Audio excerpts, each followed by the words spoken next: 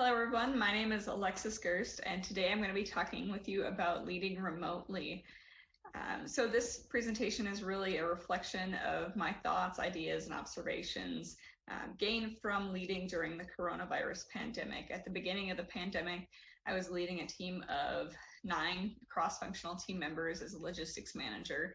And then in the midst of the pandemic, I actually transitioned to a new organization and became a program manager in a large acquisition program. So today we're going to talk a little bit about my reflections and some lessons learned.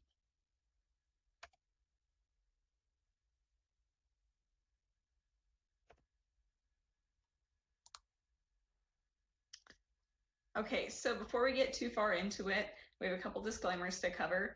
While I am an active duty Air Force officer, the opinions here represented are entirely my own, and I'm presenting in a personal capacity today. They do not reflect the views of the Air Force, the DoD, or the US government. And the appearance of any US DoD visual information does not imply or constitute DoD endorsement, and the presentation and discussions are intended strictly for academic and professional development purposes only.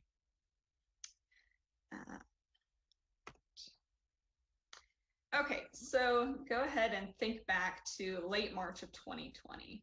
The pandemic was mounting. We were starting to see a lot more cases around the world of coronavirus, and companies and government agencies were all kind of scrambling to send their employees home and in the event to distance everybody socially and prevent any person-to-person contact. So think about the emotions that you were experiencing at that point. Maybe some frustration, loneliness, lack of connection, isolation, lack of communication, anxiety, blurred boundaries between work and home life, and most of all, uncertainty. Today, I'm going to discuss my ideas and reflections in the midst of this time and discuss some of the lessons that we can learn going forward. Today we'll discuss what leading remotely is and talk about kind of a working definition and who a remote leader is. We'll talk about why leading remotely matters and why we can't just wait for things to go back to normal. We'll discuss the trust equation and how building trust can really help remote teams. We'll talk about prioritizing value and how to focus on the activities that are going to make the most difference for you and your organization while working in a digital environment. And lastly, we'll discuss some how-to tips on clarifying digital communication and helping to get your message across more effectively. And then at the end, we'll have some time for summary and Q&A.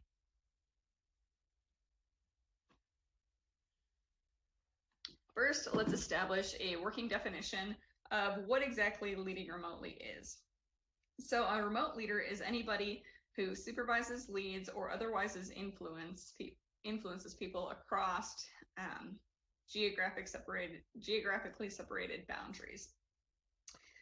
So if you're leading people who don't work in the same location as you, you're a remote leader.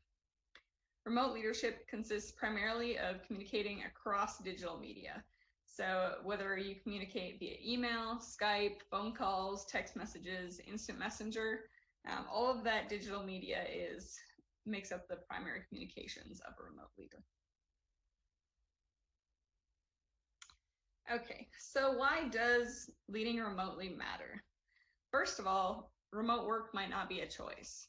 As we saw during the coronavirus pandemic, going into the office wasn't necessarily safe for everyone. Furthermore, natural disasters such as hurricanes or snowstorms might not make it safe to actually drive into the office physically. And our current situation might not be the last, requiring us to be able to work from home. I'm still hearing the refrain, things will get better once we go back into the office. And some people use it as a crutch or an excuse for subpar work performance. If you're still hearing this, or maybe even guilty of saying it yourself, I'm going to burst your bubble real quick. Nope. If you think that going back into the office is magically going to solve all of our problems, you're pretty mistaken, because digital tools will be the way of our future. Getting the entire team together physically in the office again is going to be a very rare occurrence. Forecasting our future in September of 2020, the Vice Chief of Staff of the Air Force, General Stephen Wilson, said, about 1/3 of Air Force employees may remain largely out of the office even after the coronavirus pandemic subsides. So that was in the midst of the pandemic, and we're starting to see now plans to transition to a more flexible remote work schedule. Instead of waiting and hoping for things to go back to normal, we need to step out of our comfort zones as leaders and embrace how to improve our leadership in the remote environment. Because while we wait for our work environment to go back to what most people say is normal or back in the office, our adversaries are exploiting our weaknesses. It could take years for us to get back. So in his Accelerate, Change, or Lose manifesto, Chief of Staff of the Air Force, General Charles Brown, said, if the U.S. Air Force fails to adapt fast enough, wargaming suggests mission failure and unacceptable risks to the Joint Force. Mission failure and unacceptable risks. Those are two words that no DoD or remote leader wants to hear, right? So those are pretty undesirable situations. And to avoid this, we need to adapt and lead our teams effectively into the future, or risk falling behind our near-peer adversaries. Now that we've discussed why leading remotely matters, let's talk a little bit about the trust equation and how to build trust on your teams. So trust is important because without it, the best you can get is usually compliance. Without trust, your team is wasting time being suspicious of you and their team members, and that's hardly a winning attitude for getting the best performance out of your team. In building trust, it's important to use the word because to connect the why behind what you're doing. If you can connect the why to what you're actually doing on a daily basis, it'll increase your employees' job satisfaction, their buy-in, and their work performance, and just their eagerness to do what's required of them. So the trust equation is a simple formula, and it's really just two components: reliability plus likability. And we'll break down each of these and kind of what they mean. First, reliability is the basic ability and dependability of a team member to accomplish a given task. So in reliability, you want to verify the technical skills and the soft skills of each team member to complete a task that you assign them. So your technical skills would be the actual how-to skills of how to execute something. Do they know how to use the system that they need to use? Do they know how to do whatever you're asking them to do step by step? Soft skills would be maybe the communications, the network, or other tools, maybe resources that they need to complete the task. Next, be sure to be very explicit in your instructions. We all know what happens when you assume. It makes a fool out of both you and me. And without being explicit, you might be surprised by what your team member will give you in their deliverable. So be sure to clearly explain what you're asking them to do. Also, with reliability, you lead by example. Your team looks up to you as a standard reference point of behavior. So kind of with communication and availability, if you want your team to be available and responsive through various communication channels, you also need to be responsive. So whether that's responding to emails, phone calls, text messages, or other instant messengers, be available and let them know. Respond in a reasonable amount of time. If you can't talk to them for some reason right now, just let them know, hey, I'm in a meeting. I'll respond either at the end of the day or by tomorrow morning. And lastly, with reliability, learn to count on others. The more you do this with your team, the more it increases their level of reliability. So if you can hand off responsibility to one of your team members and count on them to get it done, it's going to overall improve their level of responsibility in the future and your ability to depend on them. The next half of the trust equation is likability. So likability, it's not a popularity contest, and you might be thinking, well, I don't want to be the most popular kid on the block, but it is important to be generally likable and somebody that somebody else wants to work with. So it's the forming of emotional ties between members of a team. One challenge with virtual teams is that they lack that water cooler effect. So what the water cooler effect is basically those chance conversations, pretty informal, that happen either maybe around the water cooler when you're refilling your water bottle, in the break room or in the bathroom or in the hallway, just kind of walking by somebody's desk. It's those chance conversations that you have to get to know somebody. So the fastest way to increase likability is to to know your team members personally, especially when you have somebody new coming on your team. You want to take some time out of your day to have a conversation with them, get to know them, see if they have any family or pets, what their hobbies are, what they like to do in their free time. To kind of combat that lack of the water cooler effect on a virtual team, allow and encourage informal discussions. So you can do this easily before or after your meetings and be willing to share some personal anecdotes and stories. Let them know what you did over your weekend, and it'll invite them to open up and share as well. With likability, one tip to increase this pretty easily is to just over communicate. So the more you interact with someone, the more you'll like and become friends with them. And I found that personally when I joined the new team in July of 2020, right in the middle of the pandemic. The only person I actually met in person in the office was my supervisor. Everybody else on my team that I worked with on a regular basis, haven't actually met in person yet. Just communicating via messenger and emails and in virtual team meetings. And some of those people I've actually gotten to become friends with just because of how much we talk in the execution of different work tasks. An easy way to increase likability, if you can, is to meet face to face. It's really important to see somebody and see how they talk. Video chat's a close second to kind of learn their mannerisms, their non-verbal communications, and kind of just how they communicate with people. It's not always easy to get that over voice or written communication alone. Lastly, with likability, it's really important to have a consistent and positive attitude. Consistency because your team wants to know what to expect when they open a conversation with you. If they reach out to call you on the phone or to have a video chat with you, they want to know what to expect. And then positive, because a negative Nancy isn't fun to interact with for anybody. So if you can maintain that consistent positive attitude, you're going to have a better job of keeping your virtual door open, so to speak, and your team is going to be willing to reach out to you whenever they need you. Once you have a solid foundation of trust among your team, then you can focus on providing value. And you want to do that to your organization basically through the results you produce. So your company or your organization doesn't pay you for the amount of emails you send in a day, the amount of phone calls you make, or how many hours you spend in meetings all week. They pay you simply for the results that you produce in your position. So the best way that we can prioritize value is to define your priorities, so those key activities that are going to make the biggest difference for your organization, and then execute those on a consistent basis. So in defining your priorities, you can look at your organization's mission statement. Maybe your team or your section has a mission statement, and then that goes up to each level of your organization, all the way up to your company's mission statement. Also, you can look at the key performance metrics. So what is your team performance measured by, and what are the actual deliverables? What are the metrics that your performance report or appraisal is measured against? Those are the things that are going to define what your priorities are. And then after you define your priorities, then you know you can execute them.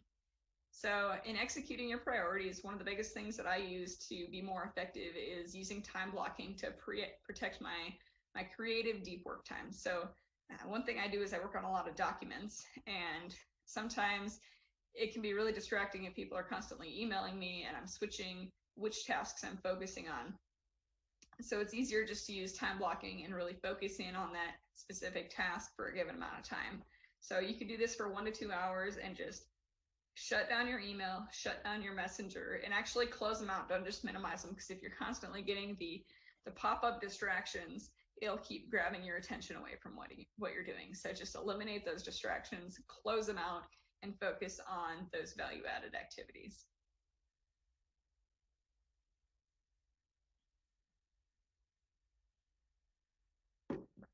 Another thing you can do to prioritize value and help your entire team prioritize value with their weekly activities is to focus with a weekly stand-up meeting. So what a stand-up meeting is, it's basically just 10 to 30 minutes the first day of the week in the morning once everybody's at work and kind of settled. And it's going to focus on having everybody identify their top 1 or 2 projects or tasks for the week. So maybe it is a big document that they're working on. Maybe it's a presentation that they're preparing for, or another big deliverable. You're going to have them identify what their focus is for the week. And that'll help make sure that they're actually focusing on defining and executing their priorities to help the team overall. A stand-up meeting creates group accountability. So nobody wants to say, oh, well, I'm just going to wait and see what happens when my inbox starts filling up, and then I'll go from there and see what other people want me to do. And nobody's going to say, I'm just going to see if I can survive through all the meetings on my calendar for the week. No. Sadly enough, a lot of people end up doing that if they don't have a stand-up or something else to help focus their attention for the week.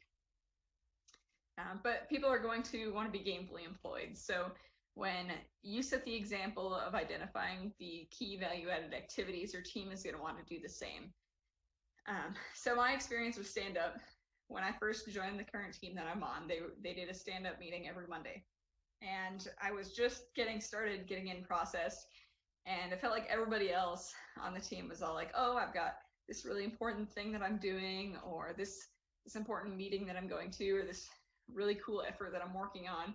And I didn't understand any of it. I was like, well, I think I'll do my in-processing checklist and maybe start to learn my weapon system a little bit. So I really hated it at first because I felt pretty incompetent, if I'm being honest. And like any new person will be, they won't really know what's going on. It'll take them a little while to figure things out. But it really accelerated my want to prioritize value and seek ways to be useful and contribute to the team. And now it's one of my favorite things, really. And as a leader, it's a really useful tool to help everybody figure out what they're going to be working on for the week, kind of knock that weekend dust off, and get everybody focused on the task at hand.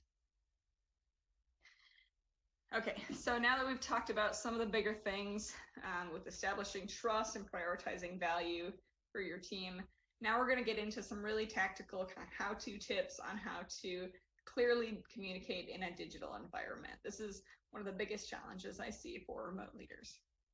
So first off, take advantage of the digital tools available to you. CVR Teams is a great one for the DoD.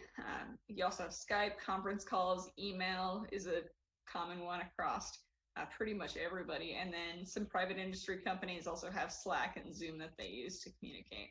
So take advantage of those tools. They can make your life a lot easier, especially when we're all on our computers. It's not easy to just walk into a conference room and talk to everybody face to face. It's not really an option right now at all. So use those tools as much as you can. Next, you heard me mention it before, but be really clear with your expectations. Use direct, specific language when you're assigning tasks or talking to people. You don't want to you want to avoid any ambiguity, sarcasm, or nonverbal cues, because these really don't transfer well virtually, especially if they can't see your face or catch on if you're just joking with them. It's kind of hard when you're just talking, specifically through audio.